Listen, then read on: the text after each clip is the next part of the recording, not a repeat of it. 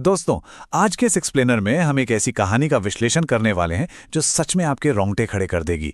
सोचिए, एक बारिश वाली काली रात और एक बहुत ही पुरानी विशाल हवेली। अर्पित नाम का एक लड़का अपने कजिन की शादी में गांव आता है। अब ये हवेली इतनी बड़ी और अजीब है कि अंदर कदम रखते ही ऐसा महसूस होता है जैसे कोई आपको घूर रहा हो। हवेली के एक हिस्से में तो शादी का जश्न है, शोर है, ढोल नगाड़े बज रहे हैं, लेकिन हवेली के तीसरी हिस्से को पूरी तरह से बंद रखा गया है। उस बंद हिस्से के दरवाजे पर सिर्फ एक ही निर्देश लिखा हुआ था, ऊपर मत जाना। एक तरफ नीचे शादी का उल्लास और खुशी का माहौल है और दूसरी तरफ ये अजीब सी चेतावनी। हॉरर कहानियों में हमेशा यही होता है ना, एक स्पष्ट चेतावनी मिलती है और लोग अक्सर उसे नजरअंदाज कर देते हैं। अर्पित ने भी यही सोचा कि अरे, हर पुराने घर में ऐसा कोई ना कोई ड्रामा तो होता ही है। वो इस खौफनाक संकेत की गंभीरता को बिल्कुल समझ ही नहीं पाया। चलिए, इस टाइमलाइन को थोड़ा बारीकी से देखते हैं कि आखिर उस रात हुआ क्या। जैसे जैसे रात गहराती है, हालात अचानक आउट ऑफ कंट्रोल होने लगते हैं। रात के ठीक 11 बजते हैं और अचानक हवेली की पूरी बिजली चली जाती है। पूरा घर एक भयानक अंधेरे में डूब जाता है और ठीक 11:05 पर हवेली के उस तीसरे बंद हिस्से से एक आवाज आनी शुरू होती है, पायल की आवाज। और फिर 11:15 पर अर्पित वो कदम उठाता है जो उसे किसी भी हाल में नहीं उठाना चाहिए था। उस घुप अंधेरे में, उस पुरानी हवेली के बिल्कुल ऊपर से, उन बंद कमरों के पार से एक बहुत ही धीमी सी आवाज गूंजती है। छन। सन्नाटा और ज्यादा गहरा हो जाता है और धीरे धीरे बढ़ता हुआ वो खौफ एक बार फिर गूंजता है। छन छन। इस तीसरी आवाज के आते ही नीचे बैठे हुए सभी मेहमान अचानक बिल्कुल चुप हो जाते हैं। मतलब वो हंसी मजाक, वो ढोल की आवाज, सब कुछ एक सेकंड में रुक जाता है। एक बुजुर्ग औरत तो डर के मारे तुरंत राम नाम जपना शुरू कर देती है।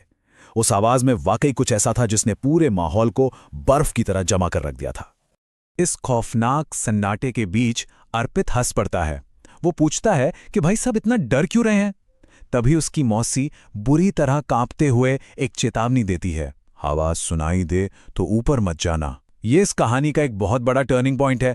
अर्पित को जब डर का कारण नहीं बताया जाता तो वो इस चेतावनी का मजाक उड़ाता है और अपनी उत्सुकता को अपनी जान की परवाह से ऊपर रख देता है। रात होती है, सब सो जाते हैं, लेकिन अर्पित को नींद कहाँ आने वाली थी। आवाज फिर आती है और इस बार बिल्कुल उसके कमरे के ऊपर से। वो अपने मोबाइल की फ्लैशलाइट ऑन करता है और ठंडी सीढ़ियां चढ़ने लगता है। लेकिन यहां एक बहुत ही अजीब बात नोटिस करने वाली है। वो देखता है कि सीढ़ियों और जमीन पर सालों पुरानी धूल जमी है, जिस पर किसी के पैरों की कोई निशानी ही नहीं है। तो फिर ये आवाज आ कहां से रही है? वो गलियारे के आखिर में पहुंचता है जहां एक दरवाजा थोड़ा सा खुला हुआ है और अंदर से एक लाल रोशनी आ रही है। अर्पित धीरे से अंदर कदम रखता है और उसके सामने जो नजारा था वो किसी के भी होश उड़ा दे। एक लकड़ी की टूटी मेज, एक पुराना शीशा और बीच में बैठी एक दुल्हन। लाल जोड़ा, लंबे बाल और सिर बिल्कुल नीचे की तरफ झुका हुआ। कमरे में एक अजीब सी खामोशी है। वो कोई जवाब नहीं देती, बस धीरे धीरे अपने हाथों की चूड़ियां घुमाती रहती है। टक टक टक। ये दृश्य लिटरली खून जमा देने वाला है। अब यहां सबसे खौफनाक मोड़ आता है।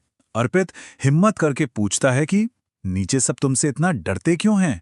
वो दुल्हन धीरे धीरे खड़ी होती है और जवाब देती है, क्योंकि उन्होंने मुझे यहीं बंद किया था। ओ भाई, ये सिर्फ एक वाक्य नहीं है, ये एक बहुत ही गहरे और काले पारिवारिक रहस्य का पर्दाफाश है। उस भूतिया आकृति के पीछे का असली और खौफनाक मकसद अब धीरे धीरे सामने आने लगता है।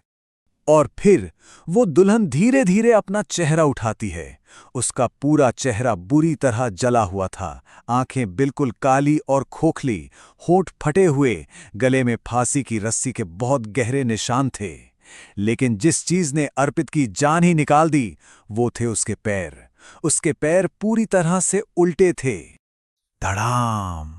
इससे पहले कि अर्पित एक कदम भी पीछे हट पाता, कमरे का दरवाजा अपने आप भयानक जोर से बंद हो जाता है और ठीक उसी पल नीचे से आ रही शादी के ढोल की आवाज पूरी तरह से शांत हो जाती है। इतनी गहरी शांति कि अर्पित को अपनी ही धड़कनें साफ सुनाई देने लगती हैं। वो उल्टे पैरों वाली खौफनाक दुल्हन छन छन करती अर्पित की तरफ बढ़ती है और अचानक पूछती है, नीचे शादी हो रही है? अर्पित के डरते हुए हां कहने पर वो कुछ सेकंड चुप रहती है और फिर एक अमानवीय तरीके से मुस्कुराते हुए एक वादा करती है, फिर इस बार दूल्हा नहीं बचेगा। ये कोई मजाक नहीं था, ये एक सीधा जानलेवा वादा था जो उस हवेली के काले इतिहास से जुड़ा था। हवेली के दो हिस्सों के बीच का ये भयानक अंतर सच में रोंगटे खड़े कर देने वाला है। ऊपर तीसरे माले पर एक खौफनाक सन्नाटा है जहां अर्पित उस भूत के साथ फंसा हुआ है, और दूसरी तरफ ठीक उसी पल नीचे एक औरत की चीख गूंजती है और पूरे घर में अचानक भयानक तबाही मच जाती है। ये जो कॉन्ट्रास्ट है ना, ये इस कहानी के डर को और भी गहरा कर देता है। अर्पित बदहवास होकर पागलों की तरह नीचे भागता है। सभी लोग मंडप के पास जमा हैं और वहां क्या देखता है? दूल्हा जमीन पर बेजान पड़ा था। उसकी आंखें खौफ से फटी हुई थीं, चेहरा पूरी तरह से नीला पड़ चुका था, जैसे किसी ने बहुत ताकत से उसका गला दबाया हो, और उसके गले पर किसी की उंगलियों के गहरे निशान छपे हुए थे। उस खौफनाक दुल्हन ने अपना वादा पूरा कर दिया था। वहां खड़े पंडित के मुंह से बस एक ही बात बार बार निकल रही थी, वो वापस आ गई, वो वापस आ गई।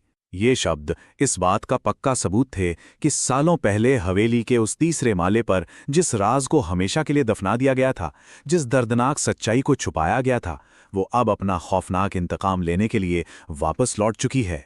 डरा और सहमा हुआ अर्पित जैसे तैसे हिम्मत जुटाकर ऊपर देखता है, हवेली की तीसरी मंजिल के उसी खिड़की पर। इस बार वो लाल जोड़े वाली दुल्हन बिल्कुल साफ दिखाई दे रही है। वो वहां खड़ी है और धीरे धीरे अर्पित की तरफ देखकर अपना हाथ हिला रही है। एक ऐसा दृश्य जो किसी की भी रातों की नींद उड़ा दे। और यहीं पर आकर ये सबसे बड़ा सवाल खड़ा होता है, क्या अगला नंबर अर्पित का है? दोस्तों, जब अतीत के काले रहस्यों को बिना किसी इंसाफ के बंद कमरों में दफना दिया जाता है, तो वो हमेशा एक खौफनाक रूप लेकर ही बाहर आते हैं। कुछ चेतावनियों को नजरअंदाज करने की कीमत वाकई बहुत भारी पड़ सकती है। आज के इस एक्सप्लेनर में बस इतना ही। सोचिएगा जरूर।